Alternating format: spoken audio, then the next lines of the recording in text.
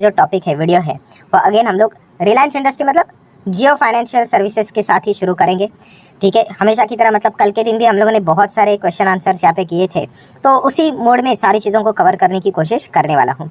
वैसे तो देखा गया तो आज के दिन भी ज़्यादा कुछ बोलने के लिए है नहीं, शुरुआत से लेके अंत तक एक ही कहानी रिपीट होती रही जो कि कल के दिन की थी। मतलब लोअर सर्किट लगातार हम लोग को कंटिन्यू होते हुए देखने को मिल रहा है। मतलब हम लोग बोल सकते हैं कि हैट्रिक होते हुए देखने को यहाँ पे मिल चुकी है। मतलब फिलहाल का जो परफॉर्मेंस देखकर जियो फाइनेंशियल सर्विसेज का, ठीक है, मतलब पहले उम्मीद बहुत ज़्यादा थी कि शायद से 300 प्लस जा सकता है, कुछ लोगों ने तो 350 प्लस का भी टारगेट यहाँ पे दिया था, बट हकीकत में देखा गया तो लगातार लोअर सर्किट ही देखने को मिल रहा है। मतलब पुअर परफॉर्मेंस देखने को मिल रहा है। ये देखकर तो सूर्य कुमार यादव की जो ओडीआई वाली जो इनिंग थी, ठीक है, वो हम लोग को याद आती हुई देखने को यहाँ पे मिली है। अभी आगे क्या होगा वो देखने वाली बात रहेगी, और हम लोग ये तो एक्सपेक्ट जरूर करेंगे कि अजीत आगरकर जैसी इनिंग तो इनके आगे कंटिन्यू ना हो करके।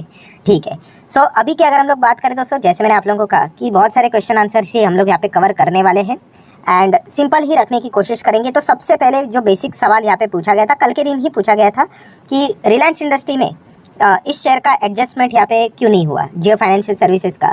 तो मैं उनको इतना ही कहना चाहूँगा सर, ऑलरेडी इन सारी चीज़ों का एडजस्टमेंट यहाँ पे हो चुका है। अगर आप रिलायंस का एक साल का चार्ट पैटर्न भी ओपन करके देखोगे तो आप यहाँ पे देख सकते हैं एक अच्छी खासी गिरावट आपको देखने को मिल रही है, या फिर 6 महीने का चार्ट पैटर्न देखोगे तो वो भी आप देख सकते हैं एक अच्छी खासी गिरावट आपको जो देखने को मिल रही है। मतलब क्या है कि यस, ऑलरेडी ये एडजस्टमेंट यहाँ पे हो चुका है। सो ये एडजस्टमेंट हो चुका है नहीं हो चुका है ये हमें कहाँ पे चेक करना होता है। तो ऑब्वियसली आप चाहो तो बॉम्बे स्टॉक एक्सचेंज के ऊपर जा सकते हो, चाहो तो एनएससी के ऊपर भी जा सकते हो, बीएससी के ऊपर आपको इजीली देखने को मिल जाएगा। सो रिलायंस इंडस्ट्री ओपन कर लेना। ठीक है, जो लोग सवाल पूछते हैं, आई नो ये बिगनर लेवल के सवाल है, बट जवाब तो देना पड़ेगा वरना ये सीखेंगे कैसे। तो नीचे नीचे स्क्रॉल डाउन करोगे तो आपको कॉर्पोरेट एक्शन नाम का एक सेक्शन मिल जाएगा, इसके ऊपर क्लिक कर लेना। तो आपको नीचे जो एक्स डेट रहता है, ठीक है, उसमें आप लोगों को देखने को मिल जाता है डिविडेंड, बोनस, स्प्लिट, या फिर स्पिन ऑफ की बात करें, स्पिन ऑफ मतलब वही मर्जर डी मर्जर जो होता है उसी को हम लोग स्पिन ऑफ देखने को बोलते हुए देखने को मिल जाते हैं। तो 20 जुलाई की अगर हम लोग यहाँ पे बात करें तो ऑलरेडी ये सारी चीज़ें हम लोग को प्राइस में एडजस्ट होती हुई देखने को मिली है। वही वो प्राइस डिस्कवरी वाला जो टाइम था, तभी रिलायंस इंडस्ट्री में हम लोग को ये सारा प्राइस में एडजस्ट होते हुए देखने को यहाँ पे मिल रहा था। सो जो लोग भी ये सवाल पूछ रहे थे उनका जवाब यहाँ पे रेडी हो चुका है। बहुत ही सिंपल सा सवाल था एंड जवाब भी सिंपल था, तो एक पॉइंट हम लोगों ने कवर कर लिया है। चलिए आ जाते हैं कुछ और क्यूएनए को हम लोग कवर कर लेते हैं। हाँ, ये सवाल बहुत सारे लोगों ने पूछा है कि अगर हम लोग बात करें विदेश में हमारे बहुत सारे एडीआर भी देखने को मिल जाते हैं, वैसे जीडीआर भी रहते हैं। ठीक है, तो रिलायंस इंडस्ट्री का भी जीडीआर हम लोग को लंदन में यहाँ पे देखने को मिल जाता है। सो वहाँ से भी अगर देखा गया सर, तो जिन जिन लोगों के पास रिलायंस के शेयर्स है तो उनको जियो फाइनेंशियल सर्विसेज के तो शेयर्स मिले होंगे, सेम रेशो के हिसाब से डेफिनेटली मिले होंगे। सो विदेश की ओर से भी हम लोग को बिकवाली होते हुए देखने को मिली होगी, तो डेफिनेटली बिकवाली तो कहीं से भी यहाँ पे आ सकते हैं। अभी इतना ज़बरदस्त हैवी जो हमेशा मैंने आप लोगों को सिखाया कि लोअर सर्किट लग रहा है, मतलब बड़े स्तर के ऊपर बड़े प्लेयर्स यहाँ पे माल बेच रहे हैं। ठीक है, उसमें ईटीएफ तो रहेंगे, हर किसी को पता है, प्लस उसी के साथ साथ देखा गया तो इंडेक्स फंड वाले भी हम लोग को देखने को यहाँ पे मिल जाएंगे, क्योंकि तो उनको मैंडेटरी रूल ही है कि जो शेयर इंडेक्स में नहीं रहेगा उनको बेचना ही पड़ेगा, उनके पास चॉइस भी नहीं है। ठीक है, तो ये तो हम लोग को सारी चीज़ें होते हुए देखने को मिलेगी। एंड इससे रिलेटेड कल भी मैंने सवाल का जवाब आप लोगों को दिया है कि ये सारी चीज़ें अभी फिलहाल रिपोर्ट के जरिए, सोर्सेज के जरिए आती रहेगी, पॉसिबिलिटीज़ की बात की जाएगी। हकीकत तो हम लोग को बाद में जो नेक्स्ट क्वार्टर में जो शेयर होल्डिंग पैटर्न अपडेट होगा जियो फाइनेंशियल सर्विसेज का, उससे में पता चलेगा कि किसने एक्चुअल में माल यहाँ पे बेचा है करके। हाँ, बट आपका ये जो शक है कि विदेश की ओर से भी हम लोग को ये बिकवाली होते हुए देखने को मिल रही है, हो सकता है वो भी यहाँ पे बेच सकते हैं। जैसे कि मैंने आप लोगों को बोला कि रिलायंस इंडस्ट्री का शेयर, ठीक है, ये मेरे पास भी है, तो मुझे भी जियो फाइनेंशियल सर्विसेज के शेयर यहाँ पे मिल चुके हैं। सो ये मेरे पास चॉइस है कि बेचना है या नहीं बेचना है करके। हमारे पास तो कोई ऐसा ये नहीं कि मतलब बोलते ना सर के ऊपर बंदूक नहीं लगाया कि बेचना ही है करके। ठीक है, तो ऐसी कोई बात नहीं, बट यस मैं चाहूँ तो बेच भी सकता हूँ। तो ऐसे भी बहुत सारे प्लेयर रहेंगे जिनको जियो फाइनेंशियल सर्विसेज का शेयर यहाँ पे नहीं रखना है, तो वो भी हम लोग को इस मतलब ये जो बिकवाली देखने को मिल रहे हैं उसमें पार्टिसिपेट करते हुए देखने को यहाँ पे मिल रहे होंगे। ठीक है, बाकी ईटीएफ की बात करें, इंडेक्स की बात करें, वो तो उनको जोर जबरदस्ती से माल बेचना ही पड़ता है, तो वो हम लोग को देखने को यहाँ पे मिल ही रहा है। देन नेक्स्ट सवाल की अगर हम लोग यहाँ पे बात करें, हाँ ये तो मैंने कल के दिन भी वैसे कवर किया था कि सर ये लोअर सर्किट की अगर हम लोग बात करें लगातार चलते ही जा रहा है, ये डी एंड कब होगा। मैं इसको एक्चुअल में कल के दिन भी इस सवाल का जवाब जेन्युइनली दे चुका था दोस्तों। ये टाइमिंग किसी को भी पता यहाँ पे नहीं होती है, ठीक है, कि कहाँ तक गिरेगा करके। अभी सामने वाला जब तक यहाँ पे उसको माल बेचना ही है, ठीक है, एंड अगर उसका माल अभी तक खत्म नहीं हुआ है तो वो बेचते ही रहेगा।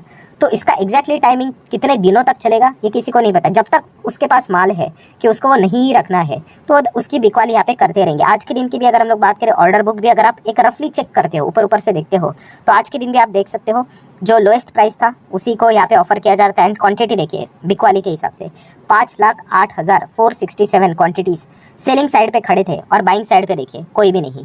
तो ये लाइन हम लोग को बहुत लंबी चौड़ी देखने को यहाँ पे मिल रही है। अभी जिस वक्त अगर हम लोग यहाँ पे बात करें कि 5,08,467 से ज़्यादा यहाँ पे लोग खरीदने के लिए क्वांटिटी के लिए आ जाएंगे, उस दिन यहाँ पे हम लोग कह सकते हैं कि स्टॉक हम लोग को ऊपर जाते हुए देखने को यहाँ पे मिल जाएगा।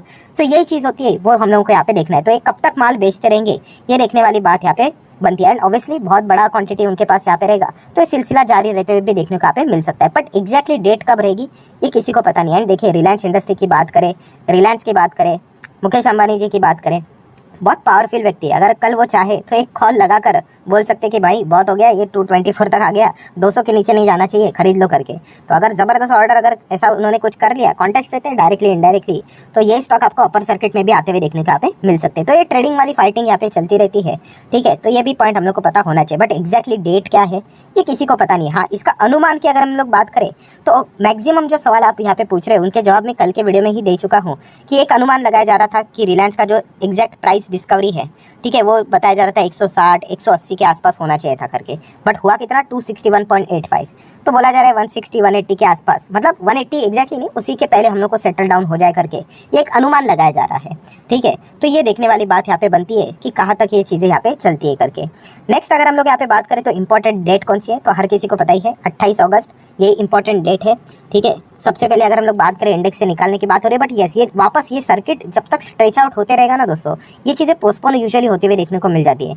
तो इससे रिलेटेड भी अपडेट हम लोग को थोड़ा बहुत फोकस में रखना पड़ेगा। एंड देन 28 की आपको पता ही है एजीएम भी देखने को मिल ही जाती है, ठीक है। तो वहाँ पे कोई चमत्कारी अगर बातें अंबानी की ओर से अगर हम लोगों को देखने को मिल जाती है तो डेफिनेटली चीज़ें यू टर्न भी यहाँ पे ले सकती है। बट अगेन कह रहा दोस्तों, इस चीज़ के चलते कोई आपने बाइंग सेलिंग का डिसीजन नहीं बनाना होता है। अगर आप एक इन्वेस्टर हो तो ठीक है, ट्रेडिंग एक अलग एक्टिविटी होती है, यहाँ पे ट्रेडिंग भी क्या होगी, ठीक है। सो हम लोग इन्वेस्टमेंट के हिसाब से यहाँ पे बात करेंगे क्योंकि आपको पता है ये ट्रेड सेगमेंट में देखने को मिल रहा है। अगर आपको खरीदना है बेचना है तो पूरा का पूरा क्वांटिटी यहाँ पे उठाना पड़ेगा, पूरा पैसा यहाँ पे देना पड़ेगा, कोई यहाँ पे मार्जिन आप लोगों को यहाँ पे नहीं मिलेंगे। सो फंडामेंटल्स के हिसाब से सारी चीज़ों की अगर हम लोग बात करें तो यहाँ पे 28 तारीख को वो कुछ भी बोले, अभी कुछ भी बोले, तो फंडामेंटल्स तो कुछ ज़्यादा चेंज होने वाले हैं नहीं। कंपनी का बिजनेस तो हर किसी को पता है कि जस्ट अभी एकदम शुरुआती मोड पे ही है। इंश्योरेंस के लिए लाइसेंस के लिए अप्लाई किया है, ब्लैक रॉक के साथ ईएमसी में उतरने वाले हैं। तो ये सारी चीज़ें हम लोग को ऑन पेपर देखने को यहाँ पे मिल रही है, ठीक है। सिर्फ इनके पास दो एडवांटेज है जो कल के दिन भी मैंने आप लोगों को बताया था। यस, एक अच्छा खासा पैसा है, नाम भी है रिलायंस जियो, तो कोई इंट्रोडक्शन की जरूरत नहीं। एंड सेकंड, यस, बहुत सॉलिड मैनेजमेंट की टीम। ये दो चीज़ें ऐसी है जिसके चलते बहुत सारे लोग इस कंपनी को लंबी अवधि के लिए यहाँ पे रखने की कोशिश भी यहाँ पे कर सकते हैं। देन दोस्तों अगर हम लोग यहाँ पे आखिरी सवाल को कवर करना यहाँ पे चाहेंगे, जो भी कल के दिन भी इसी को यहाँ पे पूछा गया था कि हम लोग आगे क्या करें करके। तो देखिए, किसी ने ये भी एक अच्छी सवाल मतलब बात यहाँ पे कमेंट सेक्शन में की थी, सर मुझे लगता है कि एनबीएफसी सेगमेंट में अभी जियो फाइनेंशियल सर्विसेज तीसरे नंबर पे देखने को मिल रहा है।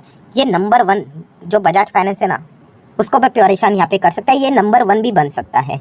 तो अगर आपका ये ख्याल है, जिन्होंने भी ये सवाल यहाँ पे मतलब कमेंट सेक्शन में ये बातें यहाँ पे बोली थी, तो ऑब्वियसली सर आपके सवाल में ही जवाब है। अगर आप ये कहते हो कि आपका मानना ये है कि जियो फाइनेंशियल सर्विसेज एनबीएफसी का नंबर 1 प्लेयर बन सकता है, अगर आपका मानना है, कोई इसमें गलत बात नहीं, हर किसी के अपने अपने एनालिसिस, ठीक है। ये तो वक्त बताएगा कि सही जाते हैं या फिर गलत जाते हैं। बट अगर आप ये सोच रहे हो तो फिर मुझे बस एक ही बात बता दीजिए कि क्या ये सारी चीज़ें क्या एक दिन में हो जाएगी? Obviously not. एक हफ्ते में बिल्कुल नहीं, एक महीने में, एक साल बिल्कुल भी नहीं। यस, सालों साल लगेंगे, ठीक है। ये हम लोग नहीं बोल सकते अरे हो ही नहीं सकता है करके। होने के लिए हो सकता है, क्यों नहीं हो सकता। हम लोग परफॉर्मेंस को चेक कर लेंगे, अगर परफॉर्मेंस अच्छा है तो डेफिनेटली नंबर 1 बन सकते हैं। हाँ, बट एक बात इतनी भी सच है कि ये कोई रातों रात नहीं होने वाला है। तो फिर इसका अर्थ क्या है? इसका अर्थ बहुत क्लियर है कि क्या हम लोग होल्ड करें। अगर आप ये मानते हो कि इतनी बड़ी ये कंपनी बनेगी तो फिर आपने होल्ड ही करना चाहिए, क्योंकि कोई भी कंपनी रातों रात एक दिन में तो बड़ी कंपनी नहीं बनेगी। बजाज फाइनेंस भी आज ये नंबर 1 पोजीशन पे है, थोड़ी ना शुरुआत से ही नंबर 1 बन गया।